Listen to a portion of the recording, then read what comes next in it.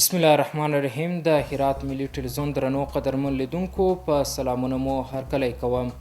نن شنبه د 1444 هجري سپوږمیز کال د شوال المکرم میاشتې 13مه نیټه ده چې د 1402 هجري لمریز کال د غوایي میاشتې 13مه نیټې سره سمون خوري.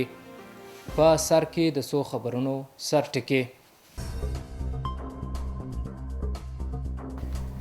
د هرات والي د صنایعو او معادنو خونې رهبرۍ او یو شمېر نورو کارکوونکو سره لیدنه.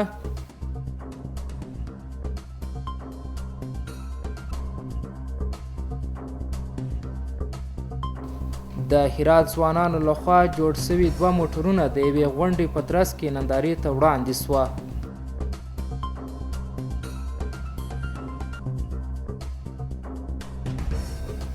او د هرات مجاهدو ځواکونو د دې ولایت په انجیل ولسوالۍ کې 15 جریبه ځمکه له نشه یي توکو له کښت څخه پاکه کړه.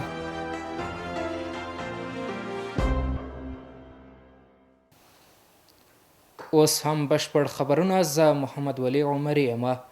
د هرات والي شیخ الحدیث مولانا نور احمد اسلام جار د صنایعو او معادنو خونې رهبرۍ پلاوي صنعتکارانو او تولیدونکو سره لیدنه وکړه. د هرات صنایعو او معادنو خونو رئیس حمید الله خادم او ورسره مل پلاوي په دغه لیدنې کې د سوداګرو امنیت ټینګښت څخه د هرکلي ترڅنګ خپل ستونزې او غوښتنې د هرات والي سره شریکې کړې.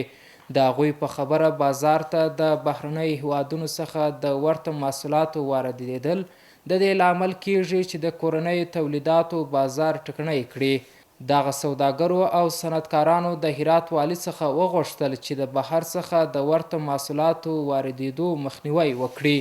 په همدې حال کې د هرات والي شیخ الحدیث مولانا نور احمد اسلام جار وویل چې د سوداګرو او صنعتکارانو ستونزو د حل په موخه په اقتصادي کمیټه جوړه کړي او ډاډ یې ورکړ چې د افغانستان اسلامي امارت او سیمه اداره د سوداګرو او صنعتکارانو د ستونزو حل ته ژمن دي او زیاته کړه چې د دوی ستونزې او غوښتنې به د مرکزي مسؤلینو سره شریکې کړي.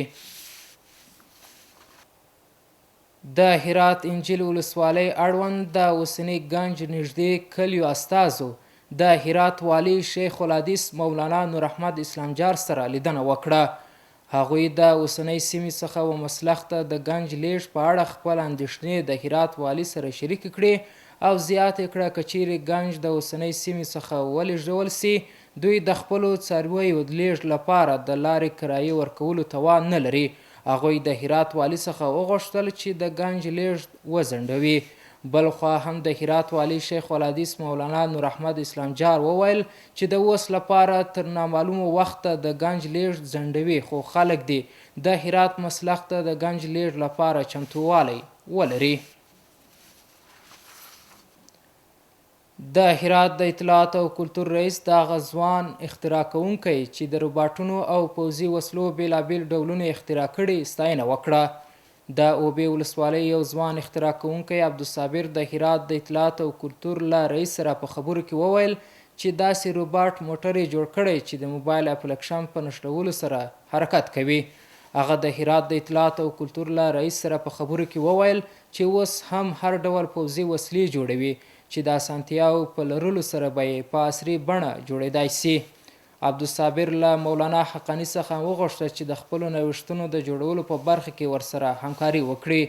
له بلې خوا د هرات د اطلاعات او کلتور رئیس مولانا نعیم الحق حقاني د نوموړي د هڅونې پر مهال وویل چې اسلامي امارت د هر هغه چا ملاتړ کوي چې په ذهن کې د بیلابیلو پروګرامونو د ایجاد او جوړولو پلان لري. مولانا حقاني بیا د هغه سره د همکارۍ لپاره ولایت مقام ته معرفي کړ. د یادونې وړ ده چې تېره ورځ په هرات کې د 2 ځوانانو لخوا جوړ شوي 2 موټرونه هم جوړ شوي دي.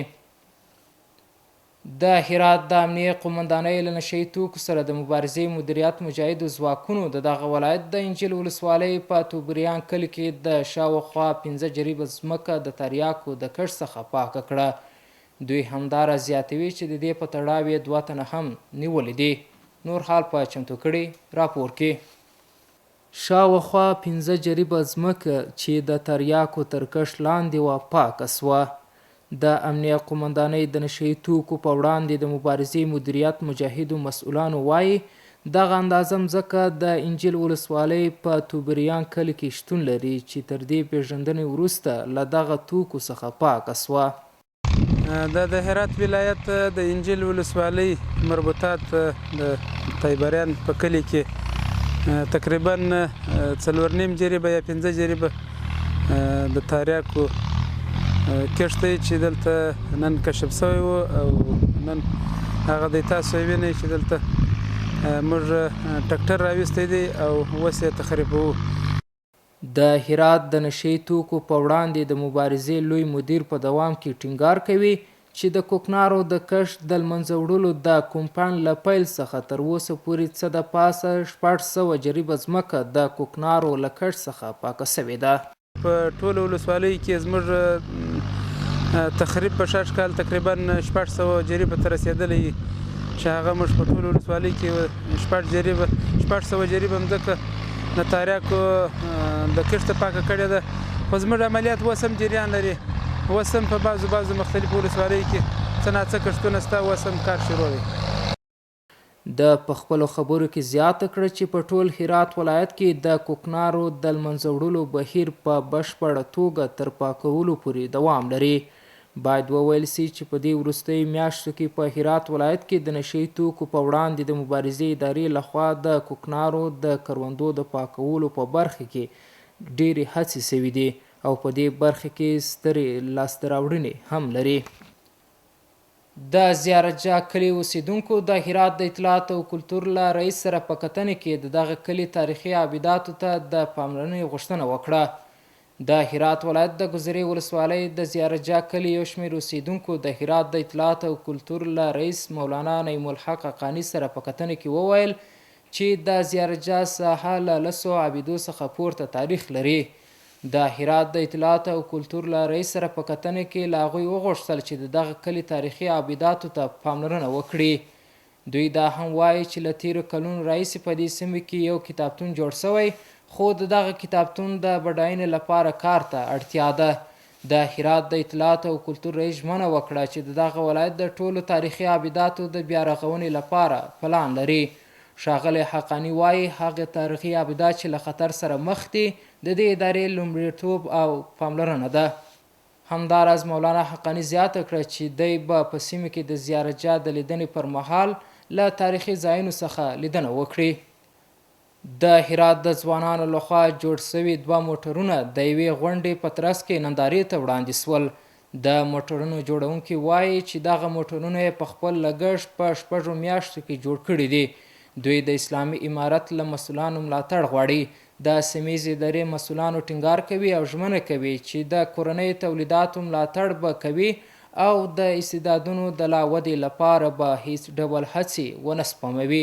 نور حال په چمتو کړي راپور کې د هراتي ځوانانو لخوا جوړ شوي 2 موټر د دې ولایت د اوسیدونکو په پراخ حضور سره نندارې ته وړاندې سول. دغه ځوان موټر جوړونکی وایي دا موټر یې په خپل لګښت په 6 میاشتو کې جوړ کړ او د دوی په وینا کله ښې اسانتیاوې ورته برابر سي نو دوی به وکولی سي چې په نړیوال معیار سره موټرونه جوړ کړي. پر ځای تر ډېره حده موږ خپل لاسي کار ورسره کړی دی، خپله مو لاسي جوړ کړی دی. بعضې هغه پرزې دي چې د خارجي نورو موټرانو څخه مو انتقال کړي دي، په دا موټر کې مو استعمال کړي دي. نو زموږ پلانونه په آینده کې دا دي چې دغه رقم موټران نور جوړ کړو. تیز رفتاره موټران هم په فکر کې لرو، په پلان کې لرو چې جوړ کړو. دا خو داسې موټر دی چې د یو رستورانت شکل لري، د یو رستورانت په شکل کې دی. نو موږ آینده کې نور پلان لرو چې یو تیز رفتاره موټر چې دا نور موټرانو په شکل کې هغه سم پلان انشاءالله لرو چې جوړ کړو. حساب ماشین از این که تل خوردن از بدل تر 80 کیلومتر انشاءالله 100% گارانتی و تضمینیه. خیلی از دوستا میگم شاید رفتار کیلومتر کم باشه. ما و حاجی رئیس وکیل موتر فروشا جلوتر از اینکه موتر بیاریم اینجا حساب کنیم به سرک گذره تا 140 رفتار مایی ببردیم. په ورته وخت کې د سیمې ادارې مسؤلان وایي چې اوس د هرات په ټولو سیمو کې د ځوانانو لپاره د زده کړو زمینه برابره شوې او ځوانان کولی سي چې د علومو په زده کړې سره د وسایلو په اختراع او د هیواد په پرمختګ کې ونډه واخلي. بهترین انجینرهایی داریم که به ما هر وسایلی میتونن که مهیا بسازن. بهترین معدنیات داریم که اگر ما اینا رو استخراج کنیم اقتصاد ملت ما بالا بره. ما ضرورتی به این پیدا نکنیم که ما از دولت‌های دیگه کفری ما بخشیدی بگیریم. ما باید خودکفا باشیم و از اقتصاد خود استفاده بکنیم. راسي افغانانو چې وطن یو د بل سره جوړ کو هغه مسافر ورونه چې په خارج کې دي د هغو څخه موږ دا ګیله لرو چې راسي خپل وطن جوړ کړي. هر یو کولی سي چې موټر، موټرسایکل، باسکل، طیاره هر څه چې کولی سي جوړ کړي. دغه مسؤلان په دوام کې له پرمختګ او پر ځان بساینې په ملاتړ ټینګار کوي او وایي چې د اسلامي امارت د مجاهدو ځواکونو په الوځلو په هیواد کې امنیت تامین شوی او اوس د دې وخت را رسېدلی چې هیوادوال په پوره دقت سره کار وکړي. موږ د ټولو ځوانانو څخه درخواست دا دی، د ټولو څخه مهیله دا ده چې د وطن د بیارغولي لپاره کار وکړي ترڅو زموږ هیواد د نړۍ په سطح وځلیږي. همونطور که ما امروز دهها، صدها و هزارها نو محصول به نام افغانستان تولید میکنیم، به بازار افغانستان به فروش میرسه و یک تعداد زیادی از محصولات افغانستان به خارج از افغانستان صادر میشه. انشالله یک روز شاهد صادرات موتر افغانستان به خارج از کشور هم باشیم. به خاطر یک آینده درخشان تحت رهبری امارات اسلامی افغانستان واقعا زحمت میکشن و اطمینان میدین که همیشه بازار به روی همشهریان ما با تمام مواد اولیه ضروری باز است و به خدمتشان قرار دارند. خو د اسلامي امارت رهبري تل د کورنۍ تولیداتو د ودې او د هیواد د خودکفایۍ په برخه کې پر ملاتړ ټینګار کوي. د افغانستان ملي لوبډلې د هرات د صرافانو لوبډلې ته ماته ورکړه. دغه لوبه چې د جمعې په ماښام د هرات په ورزشي لوبغالي کې د نندارچیانو او د دغه ولایت د سیمهیزې ادارې د مسؤلانو په پراخ شتون په امن فضا سره ترسره سوه چې د هرات د صرافانو ټیم په ماتې سره پای ته ورسېده. د دې لوبې په څیر د هرات د ورزشي لوبغالي څراغونه هم د ازموینې په توګه پرانیستل سوه او په راتلونکي کې به په دغه لوبغالي کې ملي او نړیوال لوبې ترسره سي. نور حال په چمتو کړي راپور کې د افغانستان د ملي ټیم او د هرات د صرافانو ټیمونه د هرات په ورزشي لوبغالي کې سیالۍ ته مخامخ سول. په ورته وخت کې د دغو سیالۍ په څنګ کې د هرات ورزشي لوبغالي څراغونه هم روښانه سول. دغه لوبه چې د هیوادوالو او د سیمهیزو ادارو د مسؤلانو په پراخ شتون سره ترسره سوه د افغانستان ملي لوبډلې د هرات د صرافانو لوبډلې ته ماتې ورکړه. زموږ ورزشکاران د هغو حمایت کوو، بالخصوص فوټبالران او د فوټبالرانو همیشه موږ حمایت کړی. نن په دغه درانه خوشحالۍ کې هرات کې موږ دغه لایټونو برنامه ترسره کړې ده. دا برنامه به غځوو کندهار ته. په کندهار کې هم د داسې خوشحالۍ ترتیب لرو، په بلخ کې لرو، په کندوز کې لرو، په پکتیا کې لرو، جلال آباد کې لرو، ټولو ځایونو کې دا برنامه لرو. په اخره کې یو بیا وعده درکوم انشاءالله د اولمپیک ملي کمیټه بدني روزنې او ورزش عمومي ریاست ستاسو همکار دی، همکار بو، همکار به وي. د هرات ښاریان د دغه ډول ملي لوبو د ترسره کېدو هرکلی کوي او وایي چې اوس د هرات امنیت نه یوازې د علم، فرهنګ، صنعت او سوداګرۍ په برخو کې بلکې د ورزش په ډګر کې هم ډاډمن سوی دی. د دې ولایت د سیمهیزې ادارې مسؤلان هم ښاریانو ته ډاډ ورکوي چې د امنیت په تأمین او د ورزش او بیلابیلو برخو کې د لازمو اسانتیاو په رامنځته کولو کې به له هیڅ ډول هڅې ډډه ونه کړي. جا دارد که ما زار سپاس کنیم از امارت اسلامی افغانستان.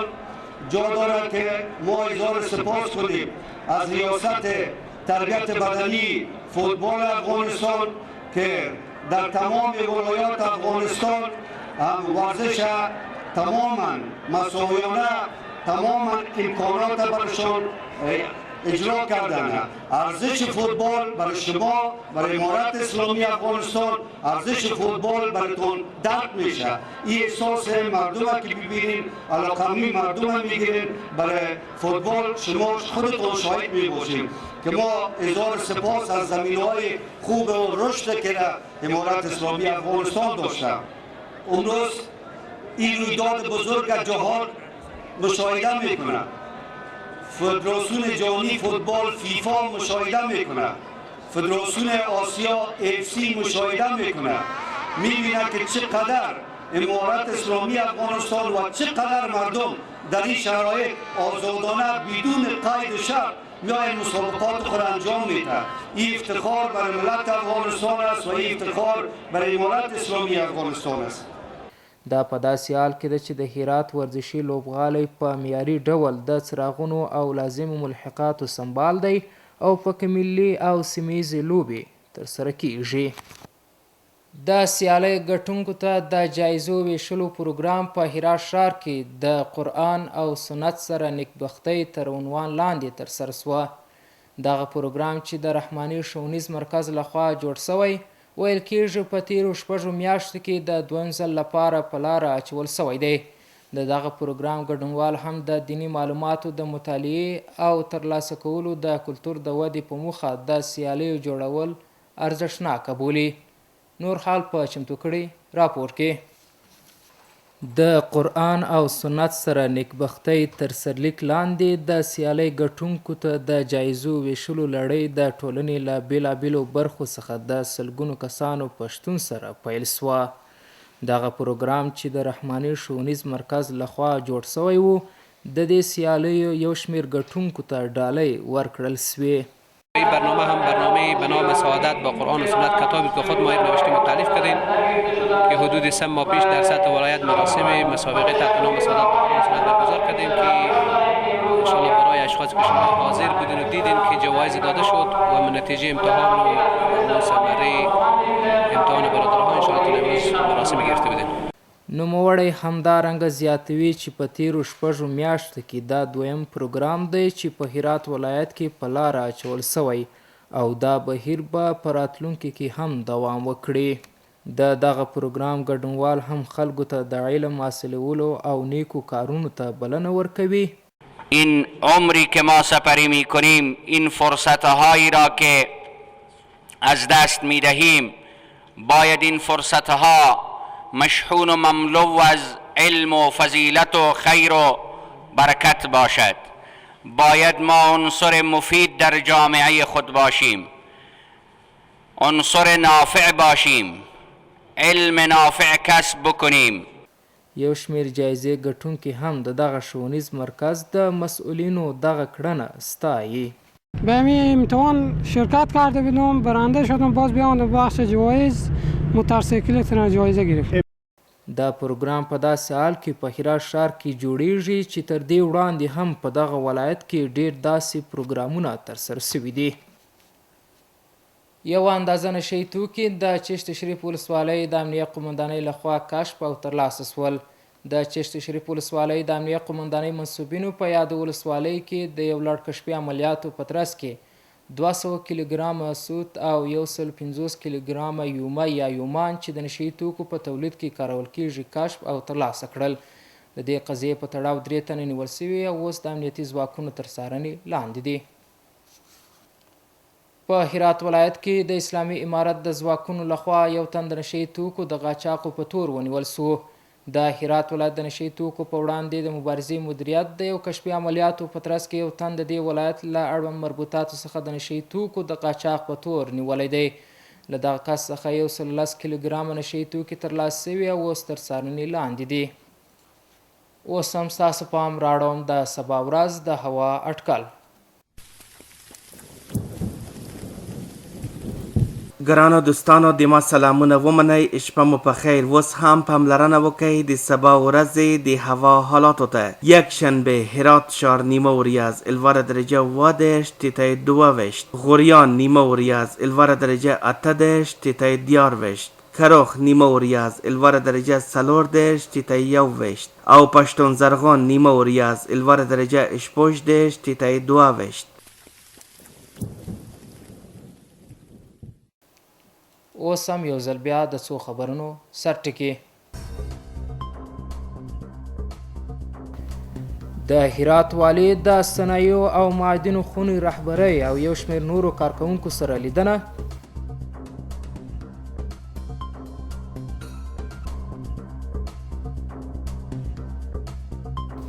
د هرات ځوانانو لخوا جوړ شوي 2 موټرونه د یوې غونډې په ترڅ کې نندارې ته وړاندې سوه.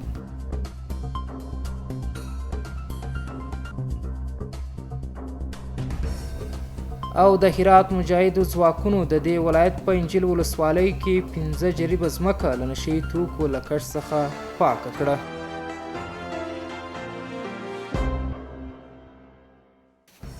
درنو قدرمن لیدونکو دا و د نن شپې خبرونه چې ستاسو قدرمنو حضور ته وړاندې سوه. تر بیا مو په لوی څښتن تعالی سپارم.